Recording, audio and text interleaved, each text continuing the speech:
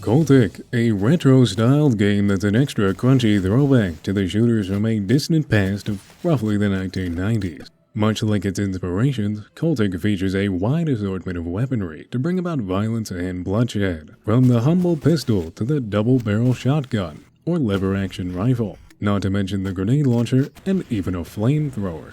And if none of that works, simply yeet sticks of dynamite directly at your enemies.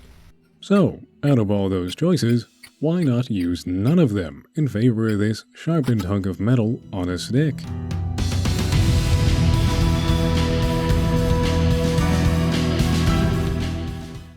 Something quite devious and possibly even demonic is going down. Missing persons cases, homicides, and it's all happening around one specific area. So naturally it's time to send in the professionals, who must have been busy because my dumbass is here instead, followed shortly after by me getting brutally killed before rising up in a cozy corpse pile to be greeted with perfection.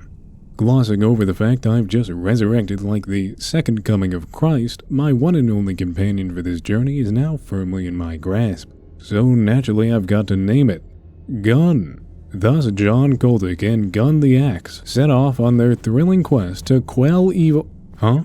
What's all this now? Well, that's just a little bit of movement tech. After all, the best way to fight large amounts of enemies is to not do that.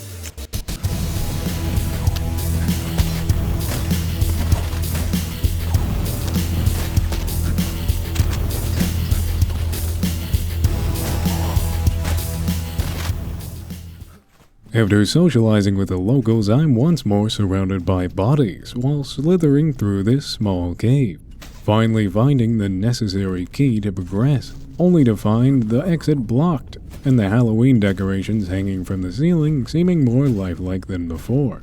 Thus begins the first mini-boss encounter, and therefore the first real test of skill. How will I handle this fearsome foe with nothing but axe in hand? What strategy and careful planning will need to be executed in order to, and I'm gone. Make sure to grab some floaties, cause it's time to take a dip, and I never learned how to swim. That was a joke. Climbing aboard the Disney Cruise Line and slipping below deck, undetected, is where the first interaction with a very dangerous enemy takes place. Somebody with a really shitty Halloween ghost costume who throws whatever objects they can find with their stupid and lame ghost powers. Their other abilities being to stare menacingly and cause heart failure, while slowing movement.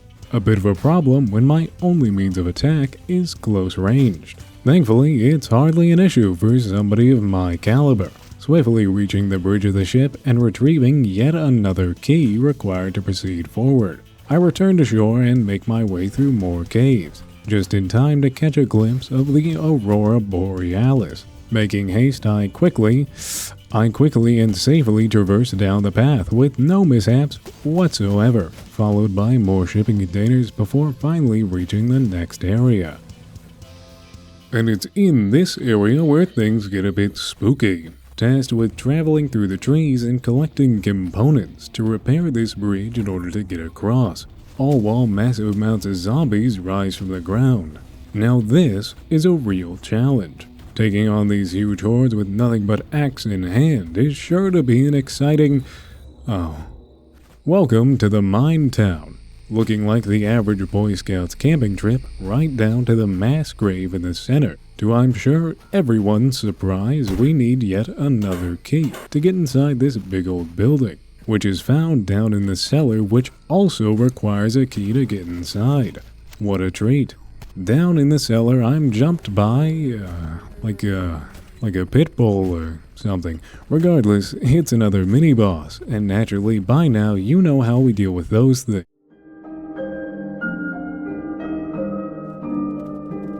Minor setback aside, we're on our way up through the building, eventually reaching the top and turning on the lift, allowing me to slip and slide my way down into the next location, likely shattering the bones in my legs upon reaching the bottom like it's a McDonald's play. So we back in the mines, and you know what that means. Miners. With an E or an O? You'll never know. Thankfully, neither are actually down here, as these caves and tunnels are packed to the brim with cultists and assorted undead. So let's change that, meaning I'll just be sprinting past 90% of them. Key in hand, I return back to the start, opening a door and fighting through more enemies before flicking on a generator, allowing me to rise up. But up to where? Why, the crypts, of course. Skulls and stones adorn the walls, while ghouls stalk the halls.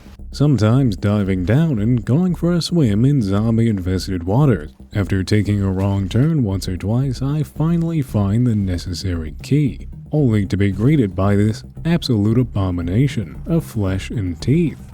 Besides the mental trauma, I escape unscathed, though it seems to have disturbed the crypt's inhabitants, who for a bunch of bones are surprisingly skilled at using firearms, but not so skilled at handling my rapid momentum as I slip through their ranks, picking up this handle before blowing my way through the door and up into the next location. To which I'm greeted with an abundant sum of guns and ammo, a supply that doesn't paint a particularly pretty picture of what's to come. Heading upstairs past an enticing-looking grenade launcher, the door shuts behind me, and I'm forced to fight waves of enemies around and within the chapel. Pistols, submachine guns, shotguns, you name it, it's there, and it's shooting at me. Dodging through the hail of bullets, the cultists are swiftly dealt with, having only the occasional bit of trouble with a bedsheet or two and a chainsaw-wielding maniac. But then, the real challenge rolls up. Quite literally a fucking tank of a boss, one which I can't just run from. Could this be an insurmountable wall? No. Turns out just sitting underneath the massive barrel of the tank means it can't hit me. As for the cultists that appear, they're not the sharpest tools in the shed. This one even murdering the guy who shot him. So I'm free to chip away. And chip away I did, for 3 agonizingly long minutes. The journey continues through the forest, where the sound of a shot rings out through the trees. Snipers, attacking with deadly precision from long range. The perfect counter to my close combat lifestyle. Or would be, if not for the fact they can't hit a target moving at the speed of sound that materializes behind them before they can even load their second shot. Making quick work of the next couple of clearings, and not even giving the poor flamethrower enemy a proper introduction, we at last arrive in front of the asylum, the center point for everything that's been happening. Getting inside is rather simple. Just sneak through a hole in the fence, travel around back, climb through a hole and up into the Chainsaw Man-filled hedge maze to retrieve a key that unlocks a maintenance shed filled with undead to acquire fuel needed to start up the generator that powers the lift up to the top of the asylum before traveling across to a hole in the roof and dropping down. Easy enough. Once inside, I can practically feel the evil emanating from this place, alongside the fact it's filled with an abundance of bedsheet specters who made the mistake of facing me in close quarters combat. Going past the usual slumber party antics going on in the attic, I also occasionally slip inside the walls of the asylum. This is a reference to the fact that in real life, I'm in your walls. Oh, and the suits of armor came to life and are trying to cut me down. But that doesn't stop me from sneaking my way up to the top to acquire more fuel for human consumption before the entire building begins going up in flames. Not wanting to get cooked medium well because I've got a refined palate, I fuel up the generator and take the lift down. Down into the excavation site, which has the misfortune of being built on a downward slope, so it doesn't get much screen time at all.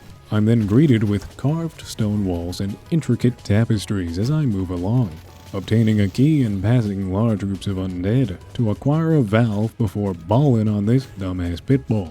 Using the valve to crank that soldier boy and opening up this real cool Minecraft redstone lava wall. Obtaining, in a shocking twist, another key. Opening another gate. And wow, that's a lot of enemies. I wonder why they're all standing around here like they're waiting for somebody. Oh well, one menacingly long hallway later and a stockpile filled with ammunition, and it's time to end this. What? Who is that, like the Pope? You tell me I gotta cut down this old man with a hatchet or something? Wait. What's that text on the screen? Oh, good heavens. Thus begins the final battle, requiring me to dodge massive chunks of debris tossed my way, and the swift, very heavily choreographed swings of this abomination's arms. Luckily, I know exactly how to defeat it. As the old saying goes, the way to a man's heart is to hack away at his freakishly deformed limbs until his ribs swing open like a pair of double doors. So I do exactly that, occasionally taking shelter in the impressive chest cavity to keep me safe from the hail of gunfire raining down, while I give this thing a heart attack. And just like that, the beast falls and victory is mine. As the abomination's life comes to an end, so too does this video.